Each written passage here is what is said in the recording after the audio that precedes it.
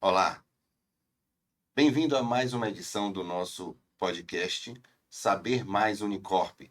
Nessa edição, com a juíza Andremara dos Santos, titular da primeira vara da violência doméstica e familiar contra a mulher, que vai falar um pouco da sua experiência nesta área e em outros segmentos também do direito criminal, ela que é uma referência no direito penal aqui em nosso estado. Muito prazer, muito bem-vinda, doutora Andremara. O prazer é todo meu, Flávio. E olá a todas e todos que estão ou vão nos assistir. E eu, inclusive, parabenizo a iniciativa da Unicorp com esse podcast, e não só com isso, com o Fórum Sim, de Comunicação e Justiça, que reuniu jornalistas, reúne, não é? reúne. Jornalistas, a ABI e uma iniciativa do desembargador Jataí, que tem primado pelo aprofundamento, pelo avanço ainda, pelo avanço contínuo, né? Há um histórico dessa universidade, mas ele tem imprimido um novo olhar para as coisas do momento e para as necessidades reais, como o estabelecimento dessa comunicação eficiente, transparente, horizontalizada com os órgãos de comunicação. Que bom, doutora Ademar. A gente pode começar falando. A senhora tem uma trajetória, claro, passou pelas comarcas do interior. Ano que vem a senhora completa 35 anos de magistratura, né? Antecipo meus parabéns para essa data tão Obrigada. importante e na vida da senhora.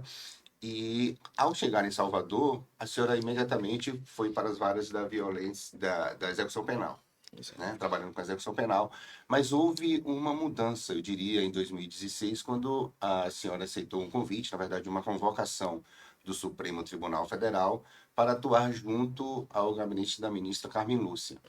E a partir daí houve essa aproximação da magistrada Andremara dos Santos com o tema da violência doméstica e familiar contra a mulher. Eu queria que a senhora falasse um pouco como é que houve, como é que foi essa transição.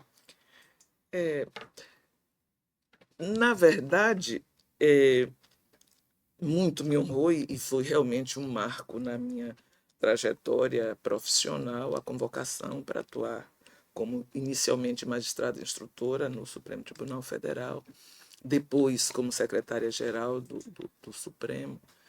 Mas a virada de chave para focar a minha atuação na política judiciária de enfrentamento à violência contra a mulher, e aí é mais amplo até do que só na violência doméstica e familiar, foi muito relevante e foi a partir dessa atuação no CNJ, porque eu estava, quando fui convocada para essa nova missão, eu estava secretária geral, mas era necessário desenvolver uma política desenvolver, não, dar continuidade a uma política que a ministra Carmen Lúcia tinha iniciado juntamente com a sociedade civil. Ela não era presidente do Supremo, e em 2011, 2012 começou uma campanha nacional para desinvisibilizar a questão da violência contra a mulher e mobilizar a sociedade para que tomassem conhecimento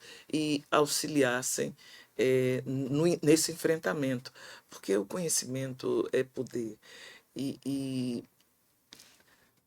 a compreensão do que envolve determinados fenômenos que se constituem problema social, como é a violência contra a mulher em todos os níveis e com maior gravidade no âmbito, no contexto doméstico e familiar, porque, ao contrário dos outros crimes, este tipo de crime, que é quer dizer, os crimes praticados dentro do ambiente doméstico e familiar, são crimes que não têm autoria desconhecida.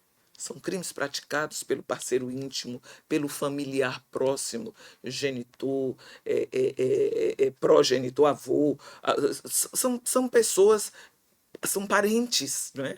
São pessoas que convivem, companheiros e tal, que convivem diferentemente dos outros crimes, estes provocam ou são até decorrência de uma subjugação psicológica hierarquizada dentro do ambiente familiar, de acordo com a nossa cultura, né? A sociedade contemporânea vem deste caudal em que o homem ele tem o poder de fazer as leis, de governar e tal, reservando à mulher outro ambiente, o ambiente do cuidado, por mais que ela seja poderosa numa casa, e é famosa a piada do que diz assim, não, lá em casa sou eu que dou a última palavra, sim senhora, mas apesar sim senhora naquele contexto, não é? Naquele contexto da organização, da família, da criação das bases para que os homens e filhos e tal, filhas possam atuar no ambiente externo. Tirando isso, a mulher tem sido relegada não como um fenômeno da Bahia, do Brasil, mas como um fenômeno que mereceu a atenção do mundo, essa inclusive. violência doméstica, ela não cessa, né? Porque se o autor está ali a todo momento, porque existe a violência física e emocional, mas essa não cessa.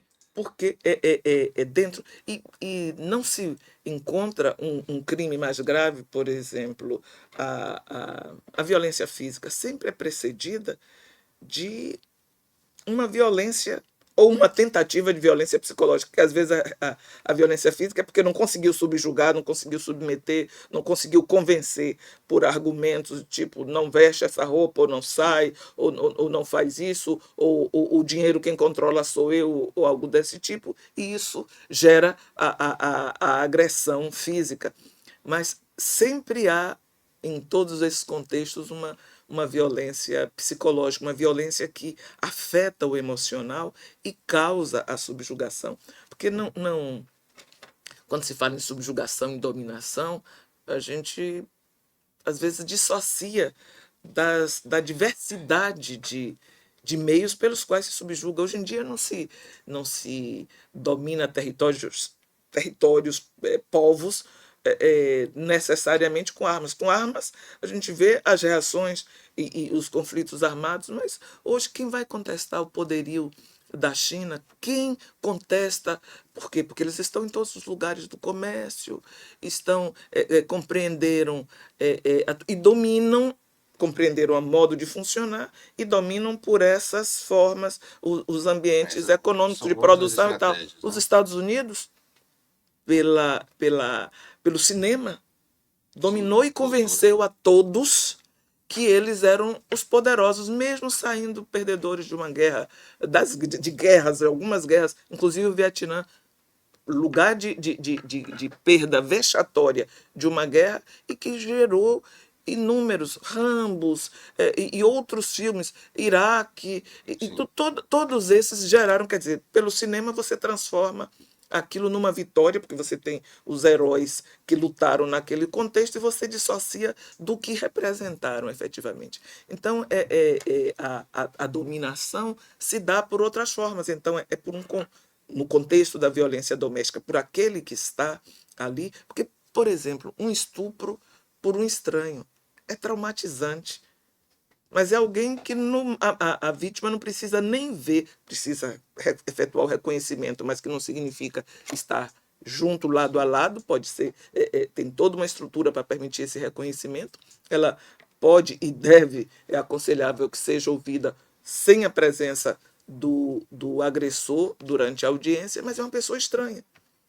Agora, aquele estupro feito pelo pai, pelo marido, porque a dignidade sexual da mulher indica, não é mais como antigamente, que o chamavam de débito conjugal, quer dizer, que a mulher é obrigada a manter relações sexuais.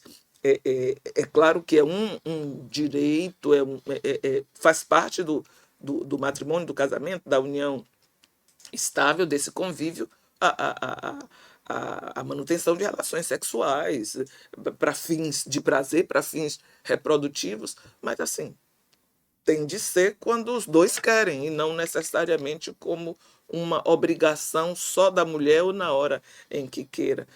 Mas ela vai estar ali ao lado, convivendo com aquelas pessoas que, que praticam a violência. Então, veja como isso é limitador, é opressor, é desestruturador do emocional de uma mulher, que muitas vezes a pessoa pensa, não, a mulher se suicidou, mas foi um feminicídio, porque ela foi levada diante Sim. da situação de opressão e dos estupros sucessivos, abortos forçados ou gravidezes forçadas como forma de dominar e de impedir que ela saia do controle, e ela vai chegando a uma situação de.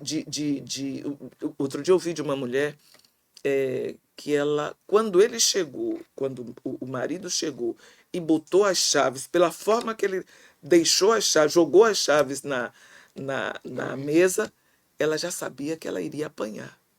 Então ela se trancou, ela ficou em pânico.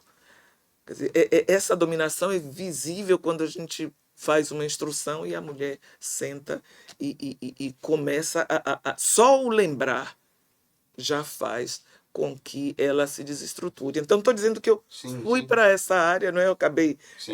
atravessando com outras coisas de forma focada a partir dessa convocação, aí dessa determinação, Sim. na verdade, quando eu estava na Secretaria-Geral, de ir tocar essa política que era feita extraoficialmente, mas como uma política pública do judiciário no CNJ, a partir, então, dessas coordenadas e do trabalho anterior, a campanha da Justiça pela Paz em Casa, que hoje é um programa institucional do Conselho Nacional de Justiça, mas que era feito de forma voluntária mesmo pelos tribunais e a partir dessa condução da ministra, dessa liderança, melhor dizendo, da ministra Carmen Lúcia. E eu fui, então, eu passei para Conduzir. atuar nesta área, me lembro bem, numa reunião com todas as coordenadorias, então ela me passou a bola, não, você continua, ela foi resolver outra coisa e me disse, pode encerrar. A partir daí, eu fui para lá. Mas eu quero Sim. lembrar que como uma mulher negra, não é? Há 35 anos, há 34 anos como magistrada, a, a atuação na luta, pelo menos, do reconhecimento da igualdade dos direitos das mulheres, isso tem atravessado, que é mais do que a igualdade, mas assim, pelos instrumentos de equidade, para que essa igualdade seja respeitada do ponto de vista formal e material, vem atravessando. Me lembro Sim. que na execução penal haviam várias, os presos estavam em delegacias, em situações, e as mulheres, mas em várias delegacias, nas várias delegacias que tínhamos 16 aqui na época e mais a de Madre de Deus, porque Madre de Deus integra a comarca de Salvador.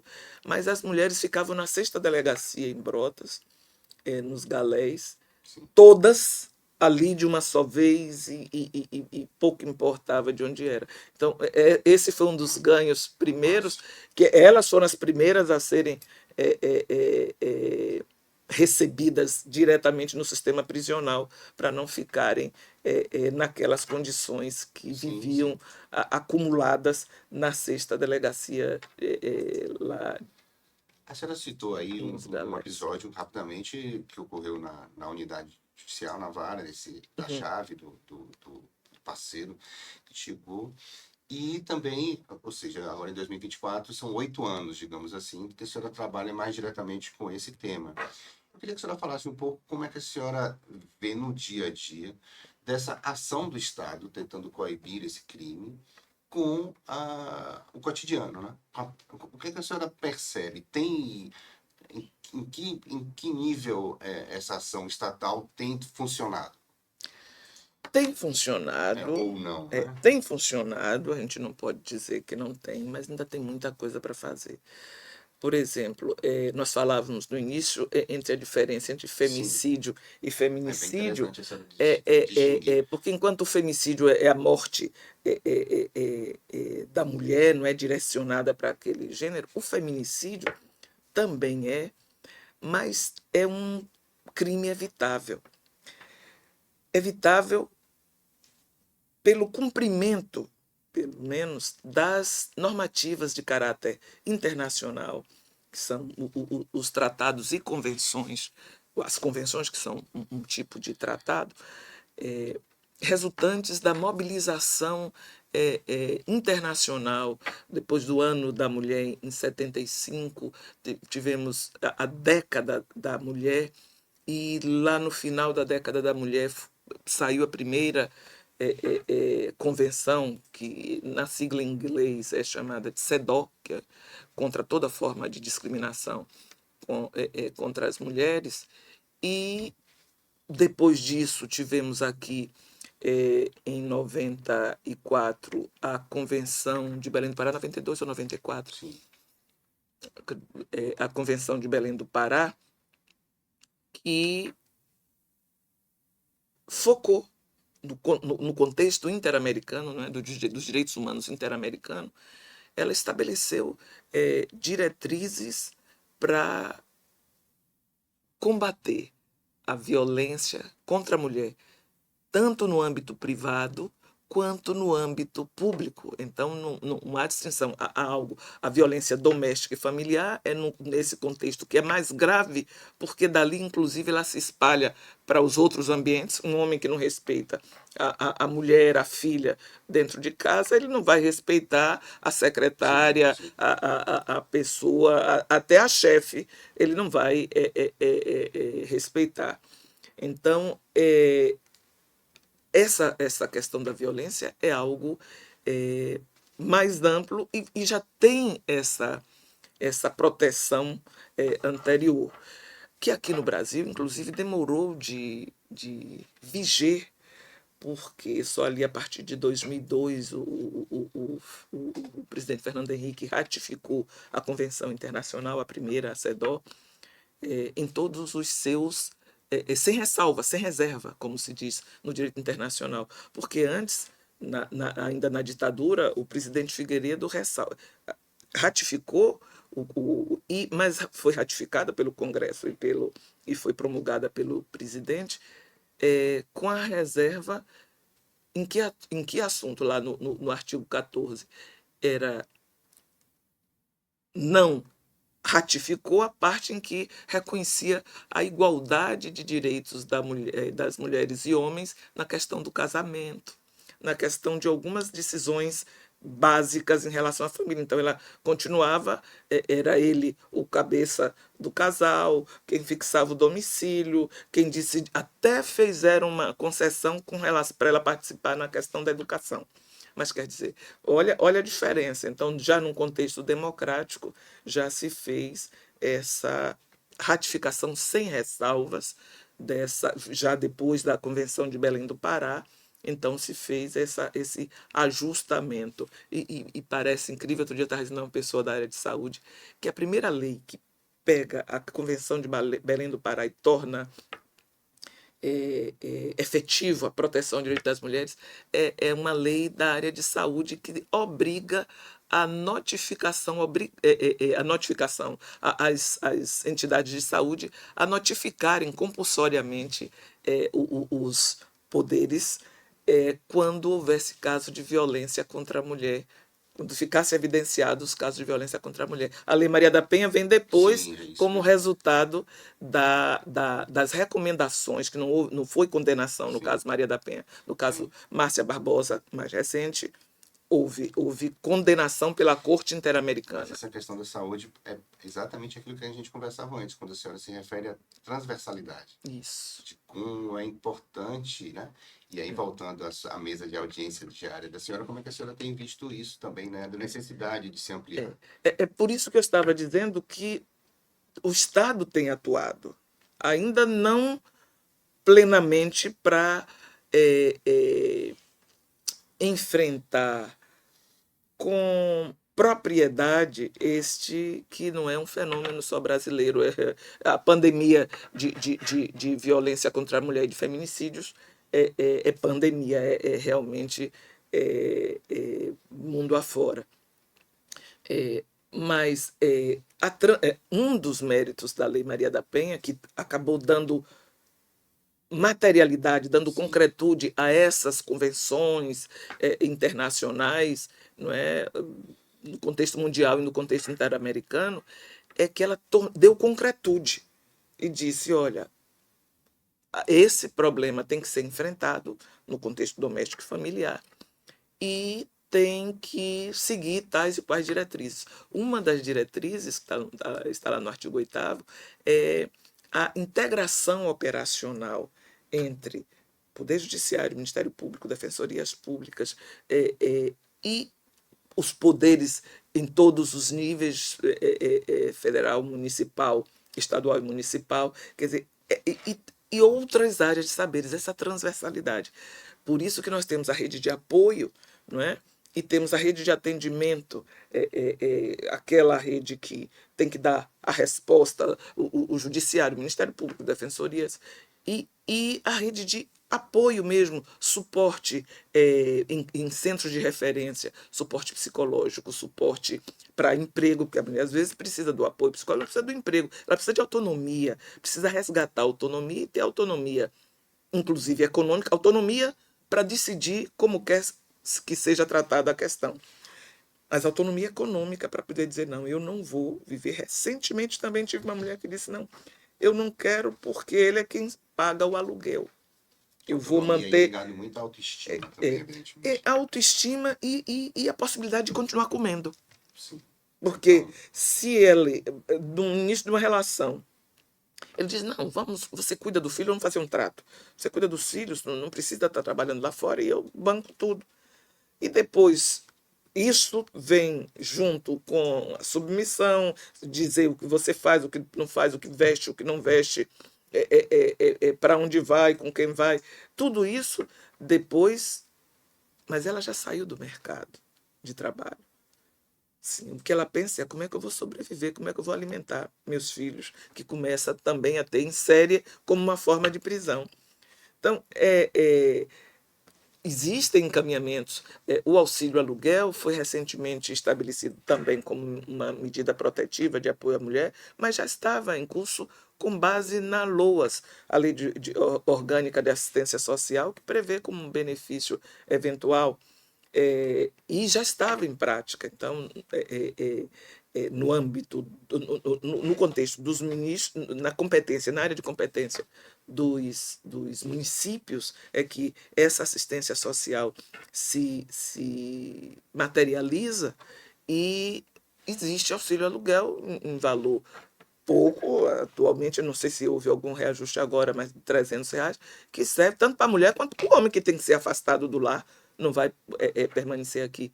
Mas então essa busca de autonomia, que não é só a decisão do judiciário, a decisão que concede medidas protetivas, ela por si só, sem a integração operacional, ela não consegue dar conta de toda a problemática, porque aí tem uma mulher precisando de apoio psicológico, de assistência médica, porque as lesões sofridas, as agressões praticadas, quando psicológicas, às vezes não ofendem a integridade física para um laudo ver um ferimento, mas pode causar automutilação, pode causar suicídio, mas causa danos emocionais que a neurologia explica assim como reações animais. Tem animais que diante do perigo congela. Sim. Tem animais que partem para o ataque. Né? Tem animais que fogem. O instinto mais básico é esse, fugir ao perigo, mas fugir ao perigo dentro de 4 paredes ou congelar. E isso, às vezes, é tomado por anuência, é tomado coisa, mas não, são reações. Então, para tirar essa mulher desse estado, é preciso uma ação conjunta, sim, de saúde, de assistência social. E de outros, assistência jurídica é uma coisa fundamental. Inclusive lá na primeira vara, aqui com o apoio da presidência e da assessoria institucional, nós conseguimos firmar com a UFBA está em fase, eles já estão atuando já com pareceres, já fazendo o piloto, né? Já com parecer favorável da consultoria jurídica, só está faltando a própria UFBA, a tramitação na UFBA porque houve greve, houve toda uma coisa que ainda não foi devolvido pela UFBA o projeto, que é a Clavin, que é uma clínica de assistência à vítima, um projeto de extensão da Faculdade de Direito, e que eles atuam nas, nos processos em que a Defensoria Pública não dá conta de atuar, e que assistindo a mulher, porque a mulher tem uma assistência jurídica diferenciada na violência contra a mulher. O homem tem direito à assistência jurídica, inclusive pela defensoria, mas a mulher também tem. E não é como assistente do Ministério Público, assistente da acusação, não. É para ver os direitos dela, porque para além daquilo, da medida protetiva, ela tem direito a guarda de filho, a alimentos, a divórcio, ou dissolução de união estável, reintegração de posse, coisas outras que podem simplesmente eliminar a possibilidade de uma existência digna dela, né? A senhora citou aí também, acabou de citar outros elementos, outros campos do conhecimento que são necessários para essa recuperação, ou para que possam enfrentar esse problema. E me ocorre também a questão da comunicação.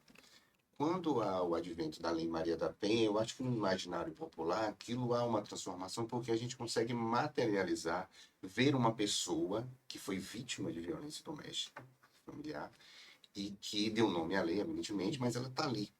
Ela não é algo subjetivo. E acho que a partir dali, eu não sei se a senhora pode, como estudiosa da área que está diariamente com esse tema, tratando desse tema, ali há uma transformação das pessoas imediatamente. Existe isso, né? Existe luz no fim do túnel, é existe, possível proteger. eu percebo que a comunicação ela pode auxiliar também, até tratando mais especificamente do fórum que a senhora citou no início, que é essa aproximação com jornalistas, porque a Associação Baiana de Imprensa teve essa preocupação, quer dizer, partindo de jornalistas preocupados e preocupadas com o tratamento que a própria imprensa dá ao noticiar, da forma como a imprensa está noticiando esse tipo de crime. Esse exemplo foi maravilhoso, porque, pegando o exemplo da própria Maria da Penha, a gente vê o clássico exemplo da lei que pegou, que é uma lei, a lei mais conhecida. Já fizeram um estudo, uma pesquisa, disseram que é a lei mais conhecida, as pessoas conhecem. Para o bem e para o mal, né? Tem uns que acham que a vida entrou, que ela não devia existir. E é importante o papel da imprensa, porque, veja, a imprensa tem um dever, uma finalidade que a torna essencial à existência de uma sociedade contemporânea, porque, e especialmente uma sociedade democrática, tanto que em todas as vezes que uma autocracia quer se estabelecer, a primeira coisa que ela faz é cercear a informação livre da imprensa. Então, ela quer pautar o que vai ser dito.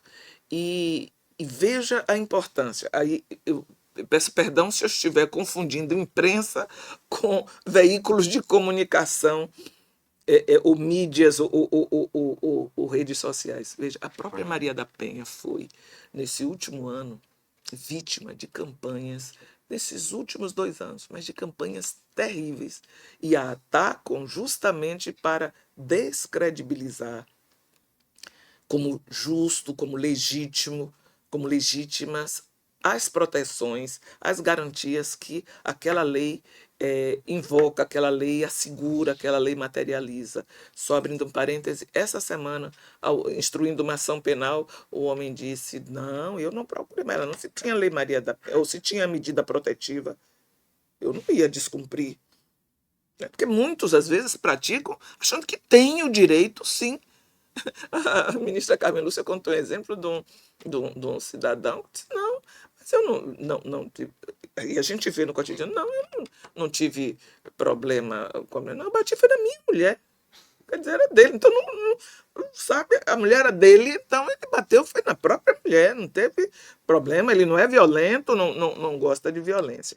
Então, o que fizeram? Houve uma campanha em redes sociais, e agora, não sei, acho que neste mês vai ser realizado um, um simpósio, algo assim, dos direitos humanos dos homens, tendo o agressor da Maria da Penha, não é, que foi condenado, houve redução da pena, inicialmente superior a 15 anos, mas houve redução nos diversos recursos, mas foi mantida a condenação, e ele é, é o palestrante magno, e o ex-marido da apresentadora Ana Hickman é também um dos palestrantes, e um bocado de mulheres ali. Mas a notícia de que ele, o agressor da Maria da Penha, foi inclusive condecorado lá no tribunal, o tribunal não, no estado de Santa Catarina. Quer dizer, foi mostrado, tem um livro para mostrar outra verdade e tal. Então, é um processo que sofreu tantos entraves, ela precisou ir brigar lá fora para que esse processo caminhasse, e que, passado por vários escrutínios e mantida a condenação, ele ainda questiona. Mas na hora em que, aí é por isso que eu não sei se são veículos de comunicação, noticiam isso como algo verdadeiro, porque não é que ele não tenha o direito de se expressar, mas teria de ter sempre o contraponto. Cria-se, a ideia é desmoralizar e deslegitimar, melhor dizendo, essa proteção, e taxar as mulheres, não, isso não tem cabimento porque viola o meu direito humano. E qual é a situação? Os direitos humanos são de homens e de mulheres. E Sim, por que então importante. proteger só a mulher? A Convenção de Istambul, que é a semelhante, a homóloga da nossa Convenção de Belém do Pará, da agora, do início da segunda década desse século XXI, e regula a matéria no território europeu, do que ela diz bem claro, assim, já vai logo destrinchando e dizendo os conceitos que está usando, como está usando. E deixa claro que é uma resposta para todos. Por que proteger a mulher? Por que essa proteção exclusiva à mulher? Porque este é um problema social de violência que atinge as mulheres de forma desproporcional. Quer dizer, quantos casos de mulheres matando os homens nós temos tido, nós vimos nesse ano de 2020? Eu me lembro aqui de que uma mulher teria envenenado junto com a guru dela, ou uma coisa assim, que ela devia 600 mil, Mas são bem pontuais, são bem raros, bem inclusive. pontuais, bem raros. Quantas mulheres agrediram, submeteram, violentaram os seus homens, os seus filhos e tal? Isso é uma coisa raríssima, quer dizer, comparado com o número de violências praticadas no sentido praticada contra as mulheres. É isso que torna um problema social, que é aquele problema que você não consegue resolver, as instituições não conseguem resolver. Por isso E que pelo o, volume, faz-se necessário alguma intervenção. Por isso que eu entendo a iniciativa da Associação Baiana de Imprensa ao criar o protocolo de feminicídio e tentar se aproximar tanto das redações dessas, digamos, dos verdadeiros veículos de comunicação em que há jornalistas responsáveis e que têm na sua formação uma preocupação com uma questão social. de boa convivência. E que essa aproximação com o judiciário por meio do fórum, eu entendo que é bem relevante. É bem relevante. Eu me lembro, eu participei pela internet, de forma online, do fórum, e eu me lembro da pontuação do presidente da ABI, dizendo, Ernesto Marques.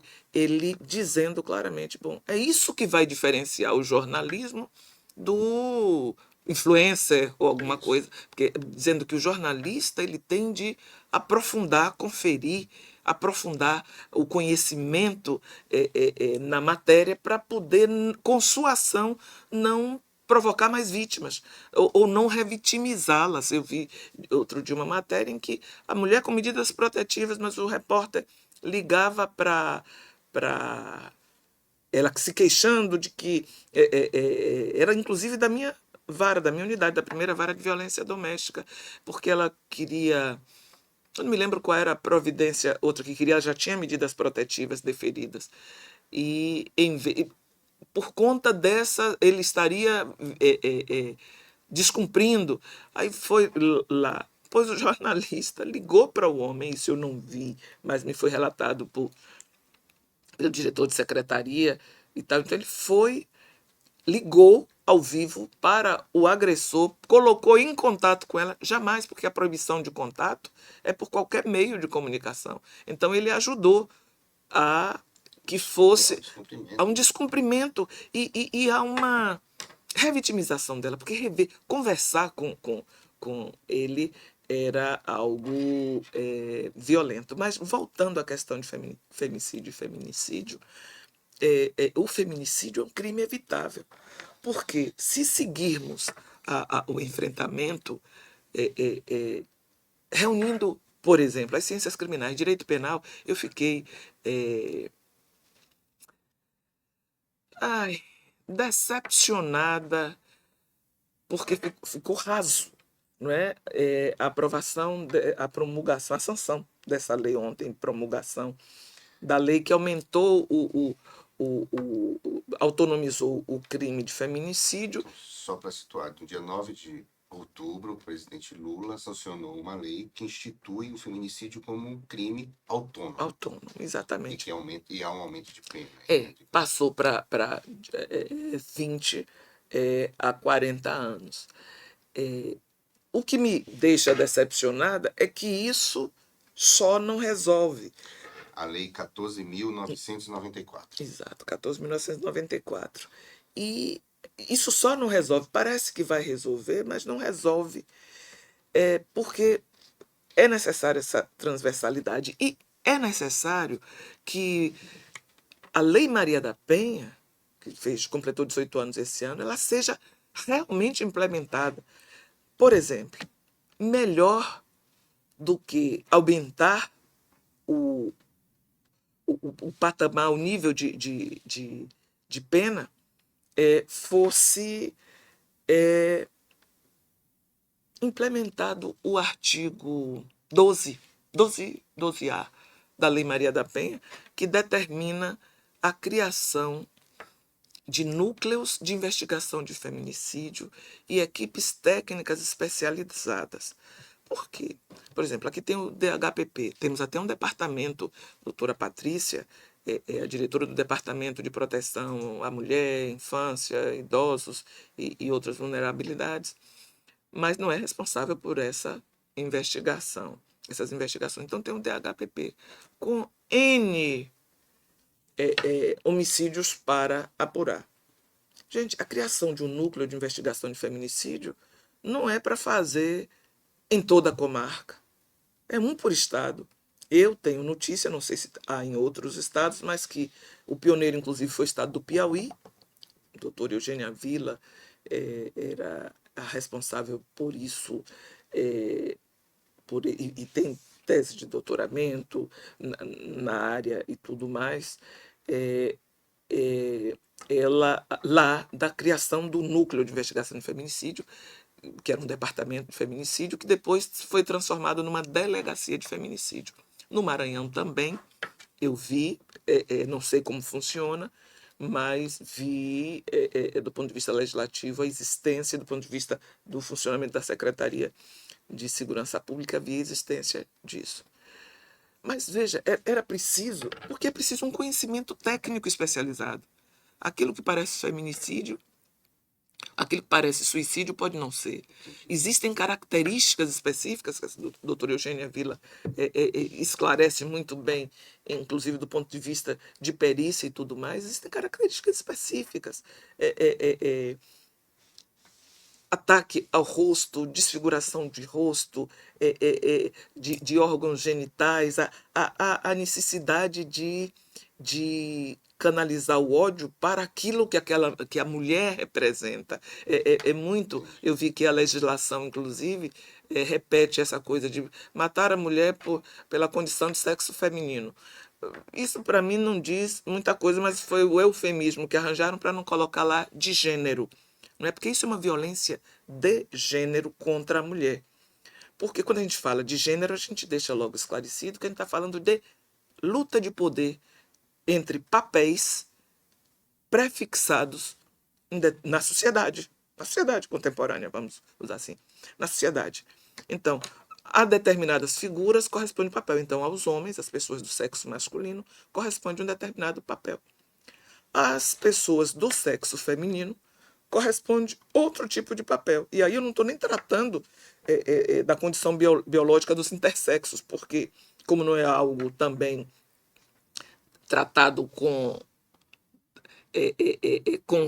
clareza, com muita... Tanto que está lá na sigla LGBTQIA+, e não é uma questão de orientação sexual, é uma questão biológica, não é? A pessoa nasce com característica dos dois sexos, ou com características que não permitem enquadrar em um ou em outro, e então esse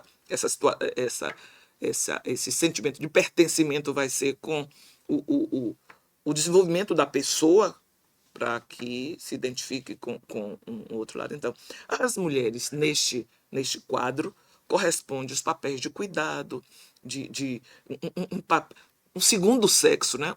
Como dizia Simone de Beauvoir, existe o sexo, quando a gente fala em ser humano, a gente está pensando logo no homem branco, etc., cis,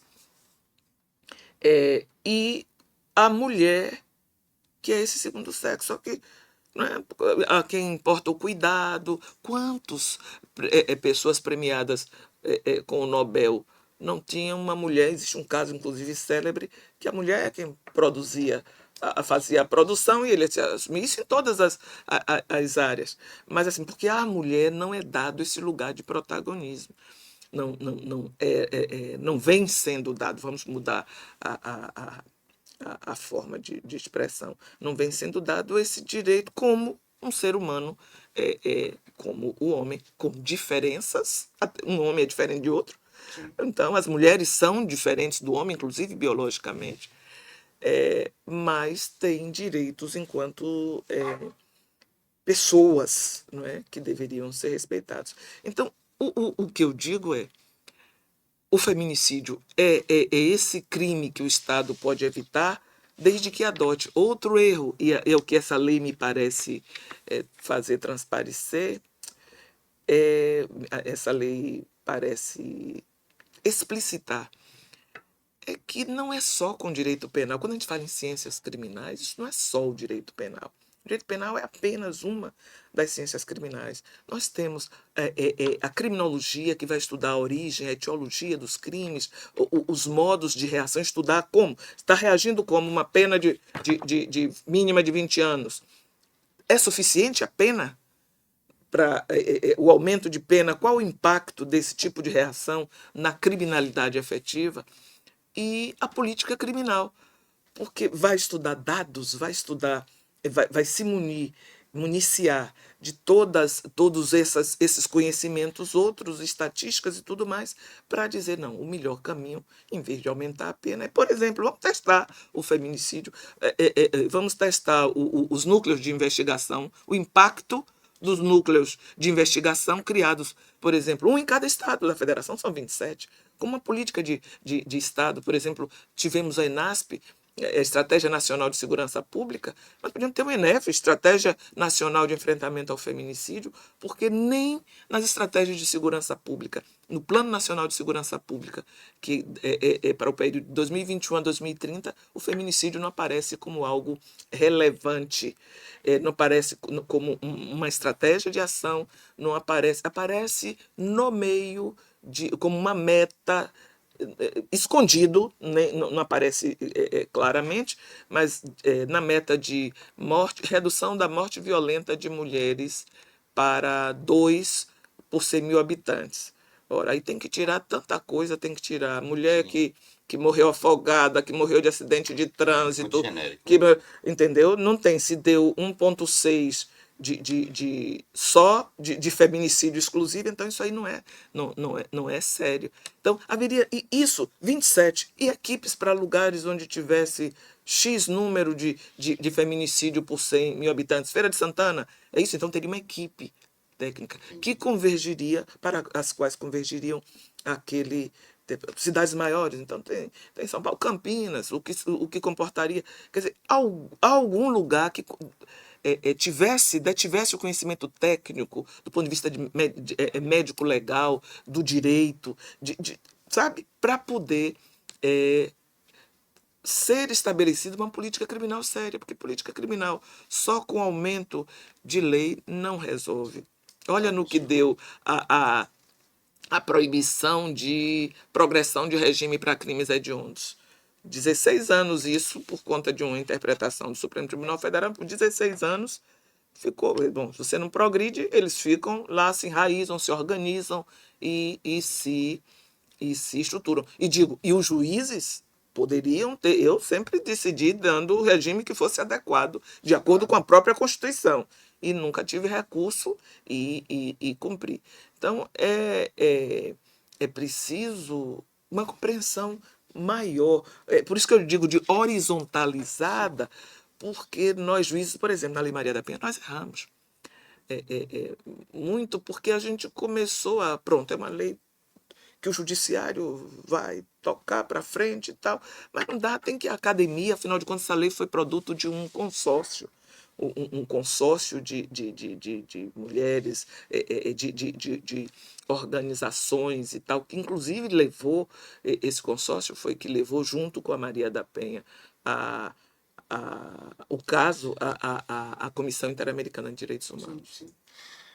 Pois é, doutora André Mara, a gente está se aproximando do fim. Eu ia fazer justamente essas considerações finais que a senhora fizesse, falasse um pouco sobre a importância de discutir isso com a sociedade, né? De se alargar do ponto de vista de uma forma horizontal, né? Essa horizontalidade que a senhora tem citado. A senhora já falou um pouquinho, eu queria que a senhora, então, agradecendo mais uma vez a presença, foi muito bom. Acho que é só a primeira. Nós vamos ainda, a gente já conversou aqui sobre outros produtos, sobre outras soluções que a gente pode encontrar para falar sobre esse tema. A Unicoop está à disposição. Portanto, já deixar aqui o convite para uma nova vinda ao nosso podcast. Eu que agradeço o convite e me coloco à disposição, não só para ver o podcast, mas para trabalharmos nessa disseminação da informação correta, não é? Combatendo a desinformação, e o melhor meio para isso é nos abrindo, nós, enquanto judiciário, né, nos abrindo, e também a imprensa, buscando como o presidente da ABEI disse, fazendo o seu trabalho de forma consciente e responsável, para que a população seja bem informada e possamos atrair e nos reunir, academia, judiciário, instituições governamentais, não governamentais, porque, como eu costumo repetir, e não só eu, mas esse enfrentamento à violência contra a mulher, em todos os âmbitos, em todos os setores, não é? No trabalho, o assédio moral, sexual, no transporte público, na vida como um todo, e a violência dentro de casa, no ambiente familiar, isso não é uma tarefa só de mulheres. Isso não é uma tarefa só do judiciário. Veja que o impacto disso na saúde pública é grande também. Sim, sim. E esse é um trabalho de todas e todos nós. Quer dizer, de mulheres, de homens, de imprensa, de judiciário, de defensoria pública, de ministério público, de governo federal, de governo estadual, de governo municipal, de todas as secretarias, porque a Secretaria de Política para as Mulheres do Estado ou do município não pode atuar sozinha. No município precisa dar sempre, no Estado precisa de desenvolvimento social, da Secretaria de Trabalho, da de educação. Existem medidas protetivas, e é importante que se diga, medida protetiva não é só mandar não se aproximar, ou afastar do lar, ou não entrar em contato, ou não frequentar determinados lugares. Tem muitas medidas que protegem as mulheres e de várias naturezas, não só que impactam na liberdade de ir e vir do agressor ou da agressora, porque medidas protetivas também são deferidas contra em relações, para proteger a mulher em relações homoafetivas, contra comportamentos e condutas agressoras que reproduzam o padrão masculino que é identificado nessas situações. Existem medidas de várias naturezas. Trabalhista, a mulher tem direito à licença, à suspensão do contrato em determinadas situações, do contrato de trabalho, a transferência do lugar de trabalho para um lugar onde o agressor não esteja, a transferência dos filhos na escola sem qualquer outro requisito, a transferência para um lugar onde ela vá fixar residência. Existem várias outras proteções de natureza previdenciária, de natureza de assistência social, como o auxílio aluguel, então, de proteção patrimonial, que a gente às vezes não fala, às vezes a mulher é extorquida, e suspensão de procurações, medidas outras que impeçam, às vezes são sócios, e se observa cada vez mais no número de medidas protetivas, o aumento de medidas protetivas de mulheres contra filhos e filhas. E também está aumentando o nível social das pessoas que procuram, e que, inclusive por via de delegacia, mas por via de advogados particulares, o número é cada vez maior de pessoas, porque é o tipo de violência que acontece em todas as classes e níveis sociais. E então impedir, são sócios numa empresa, então impedir que haja o comprometimento financeiro da empresa, a caução, exige a caução. Se o agressor está na posse dos bens, tem de ser fixada a caução para que evite prejuízo, porque pode danificar, depois dizer, não, faliu. Então, existem, enquanto as varas de violência doméstica não têm competência para decidir sobre partilha de bens. Isso é lá no juízo da vara de família, na vara civil, é outro departamento, mas deferir a tutela que assegure, não é? Que assecuratória, tanto que é uma medida que a natureza jurídica é múltipla, é sui generis, é especial, é híbrida, não tem não cabe em nenhuma categoria exclusiva, porque ela decorre diretamente da convenção, dessas convenções que citei, especialmente do artigo 7º da Convenção de Belém do Pará, e elas, então, têm de ser... É preciso que sejam conhecidas, porque o conhecimento liberta. Sim. E por isso que acho que com o apoio da ABI, com a participação, não é? ABI, Judiciário e outros segmentos, é bom dar notícia correta, ouvindo os lados, compreendendo o fenômeno em si, porque quando a gente eu posso ter minhas crenças, mas na hora que eu vou julgar um processo, vou julgar de acordo com o que está ali, e com o que o direito estabelece, que estabelece, inclusive, o olhar com perspectiva de gênero, essa é uma obrigação convencional e que o CNJ também já estipulou na Resolução 492. Mas também o jornalista, na hora que ele vai fazer a matéria, ele tem de ouvir os dois lados, mas se posicionar, compreender do que é que se está falando. Não é? Então, eu só tenho a agradecer por esse convite e me colocar à inteira disposição. Voltaremos em breve, o Conhecimento Liberta, como a senhora disse, e estaremos aqui de novo. Quero agradecer mais uma vez que você que esteve aqui conosco e em breve voltaremos para mais uma edição do podcast Saber Mais Unicorp. Até lá.